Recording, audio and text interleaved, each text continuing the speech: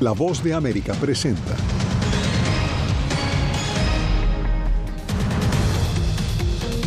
Colombia envía a Estados Unidos 2 aviones para repatriar migrantes tras impasse diplomático con el presidente Trump. Que esperé prácticamente 2 años para decir no. En Bogotá, la Embajada de Estados Unidos mantiene suspendida la atención a solicitantes de visas. Chicago y otras ciudades son foco de redadas. Agentes de varios cuerpos policiales arrestan a cientos de migrantes. Y decenas de miles de palestinos desplazados regresan a sus barrios en la Franja de Gaza en medio del cese al fuego.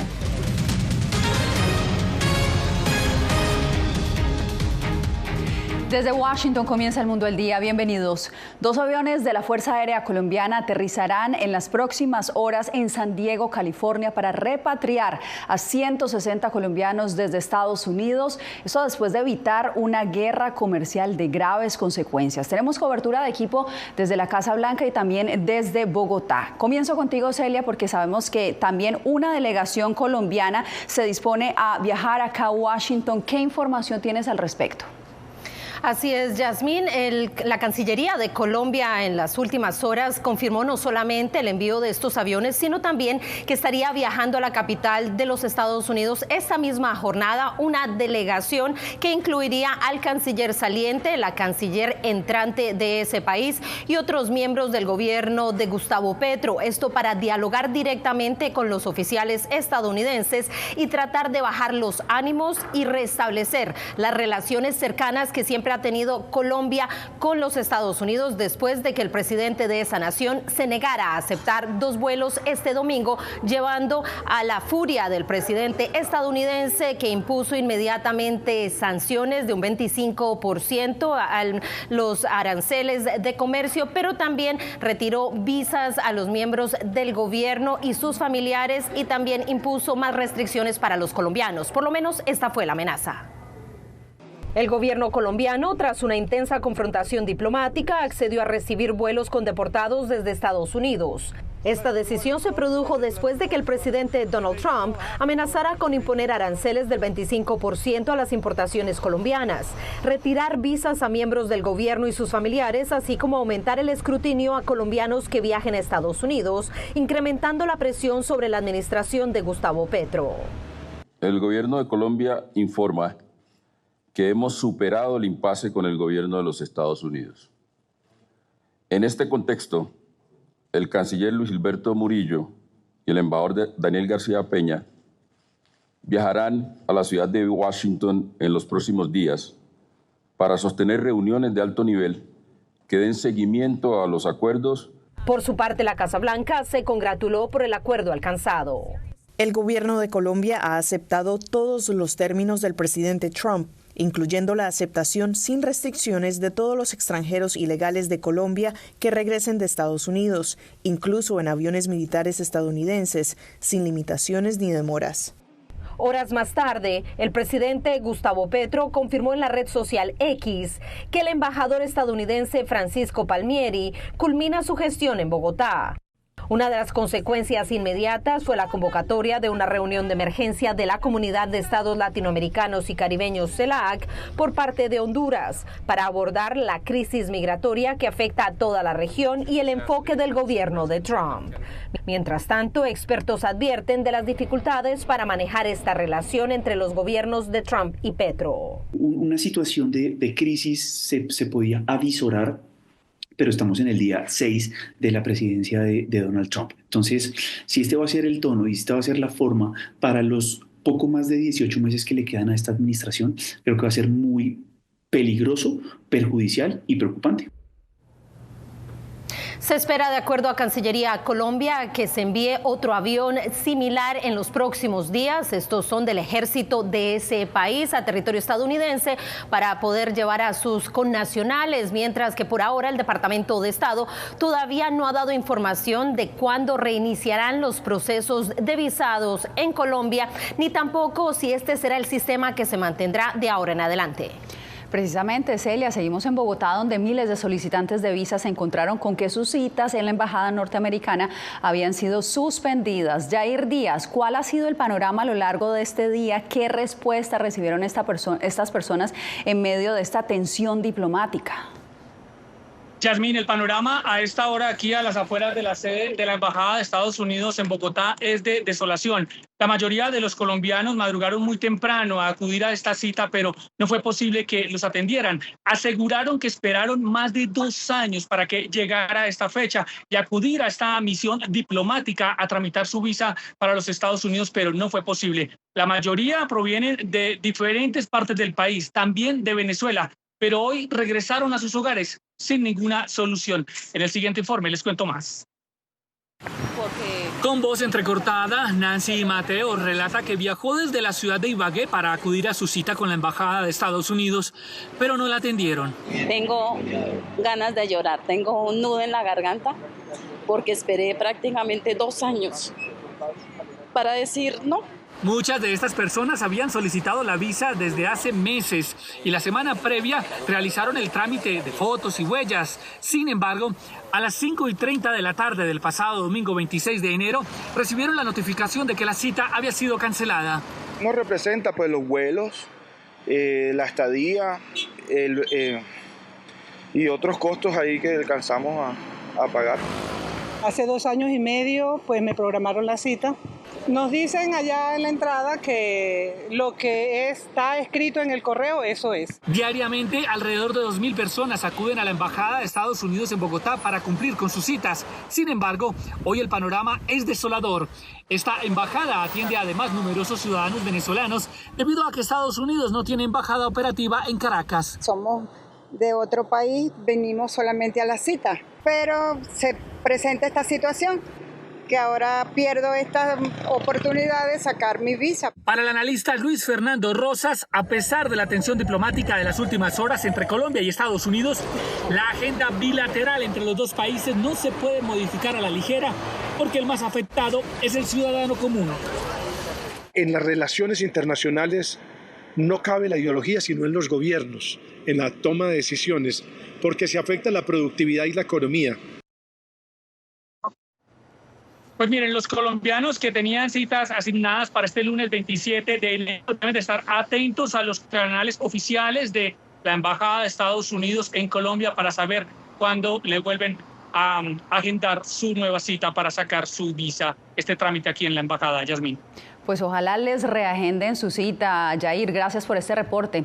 Y Guatemala anunció que continuará recibiendo vuelos de deportados, aunque está evaluando enviar una comunicación diplomática a las autoridades estadounidenses tras conocer que los deportados son trasladados esposados y con grilletes al país centroamericano. Eugenia Sagastume nos cuenta lo que manifestó el canciller de Guatemala.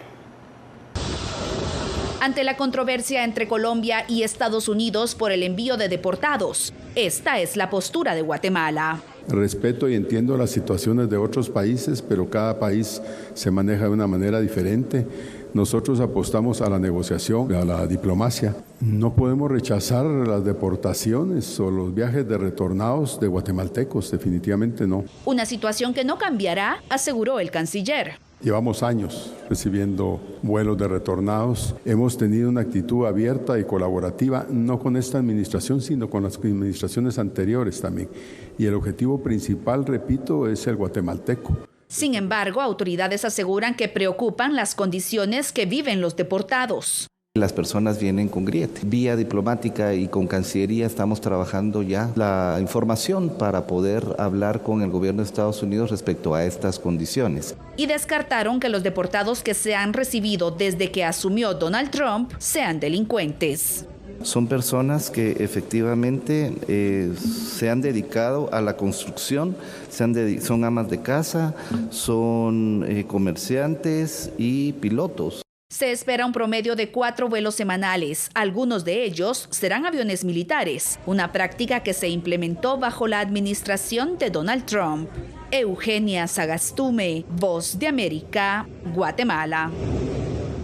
Una operación relámpago realizaron agentes del Servicio de Control de Inmigración y Aduanas en todo Estados Unidos. La operación terminó con cientos de detenidos, según las autoridades, con antecedentes criminales. Enrique García Fuentes nos trae el informe desde Chicago, uno de los focos de estos operativos. Estamos en Chicago, Illinois. Vamos a arrestar a quienes amenazan la seguridad pública. Tenemos a todos los agentes del gobierno, tenemos alguaciles federales, tenemos agentes del FBI, ATF y de la DEA. Así fue como el SAR fronterizo Tom Homan dio inicio al operativo para detener a inmigrantes indocumentados con antecedentes penales en Chicago. Estas son imágenes grabadas en el noroeste de la ciudad. Los operativos también arrojaron decenas de arrestos en poblados de Colorado. Estas imágenes, proporcionadas por la DEA o Administración de Control de Drogas, se realizaron en un improvisado club nocturno en el condado Adams, cerca de Denver. Al club solo se accedía con invitación. Las autoridades informaron que ahí detuvieron a miembros de la pandilla del Tren de Aragua. Se informa que también decomisaron drogas y dinero en efectivo. En el área de Chicago también hubo arrestos en suburbios del norte y oeste de la ciudad. Un total de 956 personas fueron detenidas en un solo día en todo el país. No se sabe cuántos inmigrantes irregulares fueron arrestados en cada poblado o ciudad. El operativo nacional causó gran temor en barrios latinos de la Ciudad de los Vientos, donde muchos residentes han reducido considerablemente las salidas de casa. Y algunos se preguntan qué pasará cuando terminen de arrestar a gente con historial criminal. Da miedo, temor a toda la gente, y uno que tiene hijos, pues sí le da miedo tenerlos aquí y saber que nos van a separar. Al mismo tiempo hay gente que pide no tener miedo, guardar la calma y tratar de ser optimistas. La vida sigue y tenemos que seguir, sobrevivir y echarle para adelante siempre. Enrique García Fuentes, Voz de América, Chicago.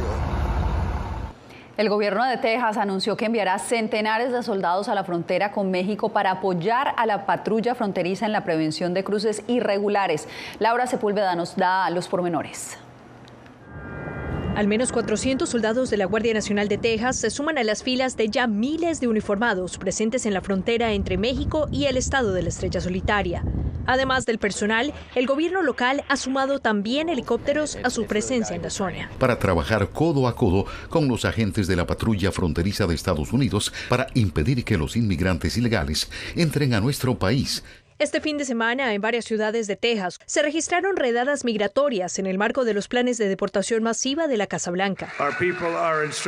Nuestra gente tiene instrucciones de hacer lo que tenga que hacer. Pueden hacer lo que les dé la gana. Los héroes de ICE han estado persiguiendo y arrestando a cientos de inmigrantes ilegales, criminales. La agencia de inmigración ICE, de la mano de la DEA, Oficina para el Control de Drogas, avanzó en múltiples operaciones en Texas. Es la primera vez que la DEA ha ido a ayudar a ICE. No van a poder iniciar nuevas investigaciones, seguir adelante con investigaciones que ya tienen, y esto se va a traducir a más drogas entrando a los Estados Unidos.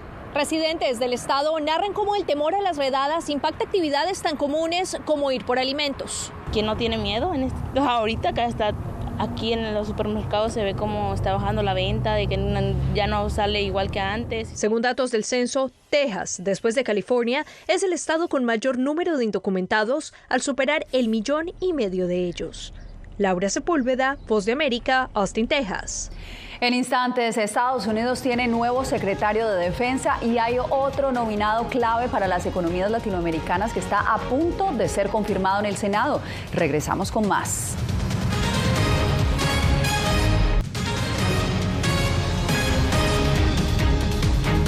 Ante las recientes políticas migratorias establecidas por la administración Trump, miles de migrantes que tenían a Estados Unidos como su destino final ahora consideran quedarse en territorio mexicano. El reporte con Miguel Ángel Boiso. Se les invita a todos que muestren su documento que acredite su regular estancia en México. En Tapachula, una nueva caravana con cerca de 2,000 migrantes, integrada en su mayoría por venezolanos y hondureños, emprende el camino.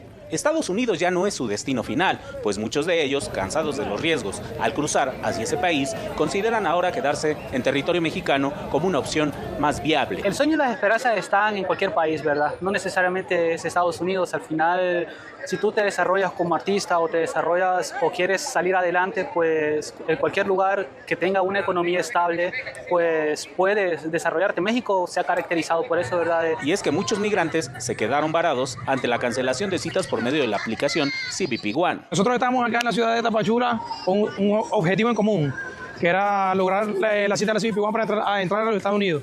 Lamentablemente el presidente de los Estados Unidos tomó la decisión de clausurar la aplicación, bueno, el renglón de la cita. La verdad fue bastante duro, nos frustramos mucho, pero estamos intentando regularnos aquí. Para el especialista en migración Roxana Rodríguez, México debe enfrentar con firmeza la situación de los migrantes en México. Si México no se aplica con la política migratoria, que propiamente López Obrador no lo hizo en su sexenio, si Claudia Sheinbaum no se aplica en proponer una política migratoria que corresponda a la realidad del país y no a los deseos de Trump, estaremos hablando de dos escenarios bien distintos. Las autoridades mexicanas aún no se han pronunciado sobre el destino de esta nueva caravana. Entre tanto, surge la duda: ¿está México en capacidad de atender a sus connacionales retornados y a los migrantes de otras nacionalidades? Miguel Ángel Boiso, Voz de América, México. Al Pentágono acudió hoy por primera vez Pete Hegseth, el nuevo secretario de Defensa. En sus primeras palabras con la prensa advirtió que implementará cambios en el ejército, pero hay más nominaciones pendientes por confirmarse en el Senado. Carolina Valladares, adelante con la información.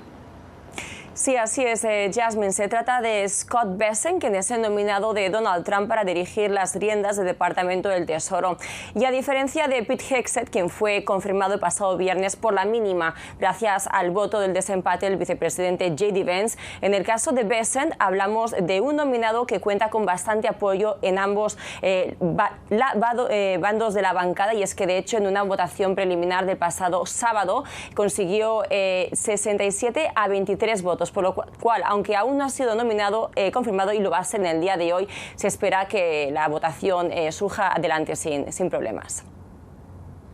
Primer día de trabajo de Pete Hegseth en el Pentágono con una batería de medidas bajo el brazo. Vienen más órdenes ejecutivas, dijo el secretario de Defensa tras ser recibido por el jefe del Estado Mayor Conjunto. El Senado lo confirmó el pasado viernes gracias al voto de desempate emitido por el vicepresidente J.D. Vance y el apoyo de Donald Trump.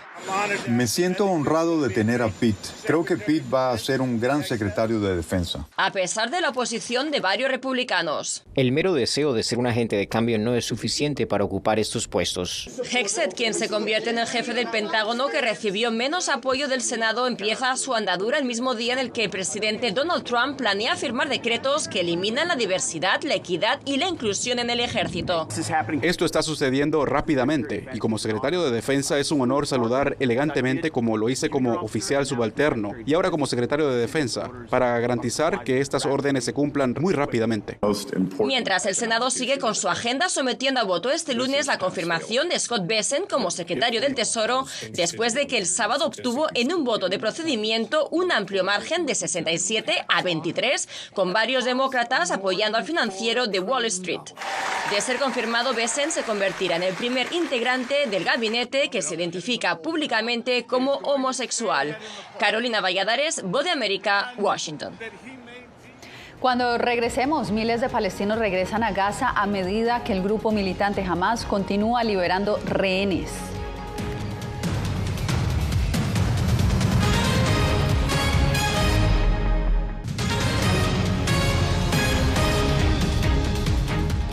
Decenas de miles de palestinos desplazados han podido regresar a sus barrios del norte de la Franja de Gaza. Este próximo jueves será liberada otra rehén israelí como parte del cese al fuego acordado entre Israel y Hamás. Desde Tel Aviv, Pilar Cebrián tiene el reporte. Por primera vez han sido liberadas rehenes militares israelíes en el marco de un canje de rehenes por prisioneros. Son 4 mujeres de unos 20 años y han conseguido llegar hasta Israel con buen estado de salud. Pero los rehenes militares hombres, para los que todavía no hay un acuerdo a la vista, implican un precio mucho más alto y también más espera y más incertidumbre para sus familias, porque serán los últimos en abandonar el cautiverio. Por eso nosotros hemos hablado con la madre de uno de ellos. Vicky Cohen supo que su hijo soldado había sido secuestrado a las pocas horas de que comenzara el asalto. Encontró un vídeo en YouTube grabado por milicianos de Hamás en el que veía a su hijo arrastrado por sus captores junto a un tanque que ardía en llamas. No imaginas lo que pasamos. Sentí como si toda la sangre se saliera de mi cuerpo. Desde entonces ha luchado incansable para forzar un acuerdo. Su objetivo es que los 33 rehenes civiles salgan cuanto antes y así dar comienzo a la salida de los militares. Solo los civiles van a salir en esta primera fase. Hasta ahora no hay acuerdo ni detalles sobre la siguiente fase, por lo que vivimos en la incertidumbre, asustados y muy preocupados. Sabe que su hijo Nimrod está vivo, pero teme que un acuerdo tan frágil como este pueda romperse en cualquier momento. Este sábado, las rehenes Liri, Karina, Daniela y Nama han conseguido llegar a un hospital de Tel Aviv y reencontrarse con sus familias tras 15 meses en Gaza. Los médicos han confirmado su buen estado y las mantendrán en observación. Cuando alguien pasa de la oscuridad a la luz de esta manera, hace falta tiempo para ver si todo está bien. Algunos padres, emocionados, han querido mostrar su enfado contra miembros del gobierno que durante meses se han negado a pactar con Hamás. Quiero dar las gracias tanto a la coalición de gobierno como a la oposición, pero a aquellos que se han opuesto al acuerdo les digo que el pueblo de Israel les hará pagar por ello. Por cada una de estas soldados salieron de las cárceles 50 prisioneros palestinos, una cifra que se espera superior cuando llegue la liberación de los soldados varones. Y hace unos pocos minutos Hamás ha recordado que de los 33 rehenes que estaban pactados para ser liberados en las primeras 6 semanas, solamente 25 estarían todavía vivos, algo que ha puesto todavía más presión en el gobierno israelí para que cuide esta delicada negociación y se continúe con las liberaciones hasta lo pactado, la primera semana de marzo. Pilar Cebrián, Voz de América, Tel Aviv. Este lunes, sobrevivientes del Holocausto nazi advirtieron sobre el creciente antisemitismo en el mundo al conmemorar el 80 aniversario de la liberación del campo de concentración por las tropas soviéticas. Líderes mundiales como el presidente de Ucrania, Volodymyr Zelensky, el canciller alemán Olaf Scholz y el rey Carlos de Reino Unido estuvieron presentes en la ceremonia en el emblemático sitio. Los sobrevivientes recordaron que el antisemitismo fue la causa del Holocausto y alertaron sobre el resurgimiento en el mundo actual. La memoria es clave, aseguraron, para evitar repetir los horrores de la historia. Bien, nosotros hacemos otra pausa, pero no se mueva, regresamos en breve.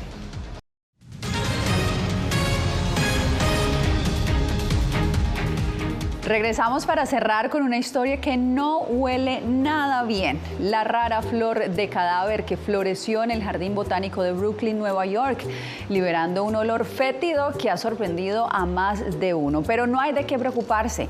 Este olor tiene una razón y es que atrae a los polinizadores. La flor, que solo florece una sola vez cada de 2 a 10 años, dura solo 24 horas. Y esta es la primera vez que se deja ver en Brooklyn en 7 años. Con esta historia cerramos El Mundo al Día. Ustedes, gracias por acompañarnos. Les informó Yasmín López. Los espero mañana en otra emisión.